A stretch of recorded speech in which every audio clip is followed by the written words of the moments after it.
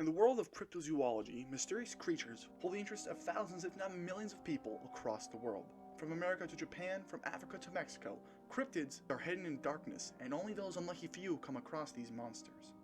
While Mexico has the chupacabra, Africa has the Groot slang, Canada and the beloved Wendigo, but here in America, we have a butt ton of these things, from Bigfoot to the Goat Man, and to my personal favorite, the Mothman. But even with all these iconic quote-unquote myths, there is one you've likely never heard about. One from the depths of the most horrific states in all of America, Ohio. Yes, in the lovely state of Ohio, there is a small town called Loveland, which is home to today's subject, the Loveland Frogman. So let's take the story of this lovely frog species back to its very beginning, all the way back in the late 1600s. In 1696, a group of French missionaries befriended a tribe of Indians known as the Shawnee. They spoke of a river demon named the Shawnee-hooch that crawled out of the waters on its hind legs and tormented their people before they sent a group of their best hunters out to kill it. These warriors were able to push back the creature, causing it to retreat to the depths of what is currently the Little Miami River. The creature remained hidden before the Shawnee tribe were removed from their land due to the Treaty of Greenville, which allowed the creature to return. Though it was free to roam after the Shawnee were removed, the legend wouldn't return to fame until one fateful night in the early summer of 1955.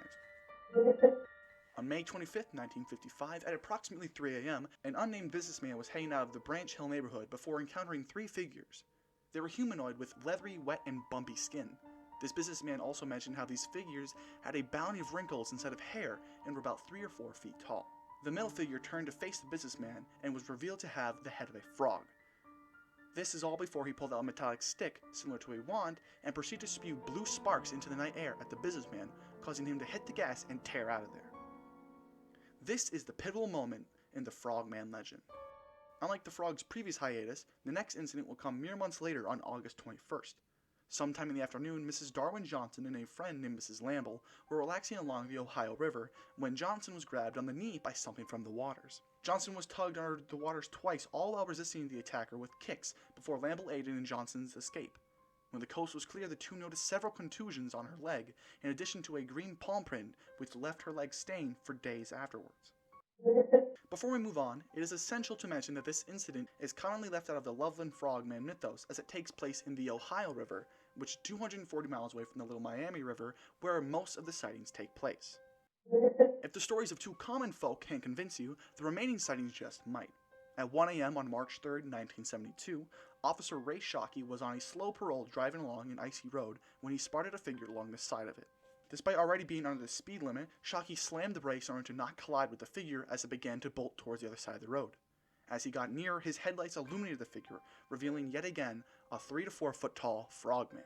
It stood there for some time, staring at Shockey, before taking hold of a guardrail, hopping over it, and then sliding down the hillside into the river. Shockey would return to the site within a few days of his incident with a fellow cop, one Mark Matthews. Where the two inspected the guardrail, Shockey saw the frogman grip. The two found distinct abrasions exactly where Shockey encountered the frogman. Sometime later, around mid-March of the same year, Matthews would return nearby Shockey's frogman encounter when he himself would come across it yet again. Matthews took a more aggressive approach than Shockey as he pulled out his firearm and began to shoot at the frogman, before it once again shuffled across the road and into the waters. Shortly after both officers' sightings, Shockey's sister created a sketch that both Shockey and Matthews told the press for years that what they saw resembled it, quote, rather closely.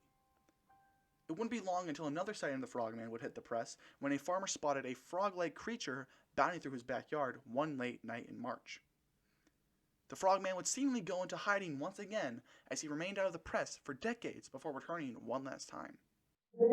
As summer began to wind down in 2016, the infamous mobile game Pokemon Go was on a steadily increasing path to glory. It was with his eyes glued to the mobile game when one night Sam Jacobs was on the prowl for Pokemon with his girlfriend somewhere between Madeira Road and Lake Isabella when the frogman showed himself. Jacob spotted the creature with its torso out of the water near the shore, its eyes reflecting the light from his phone as he recorded and photographed the creature. The Loveland frog hasn't been seen since.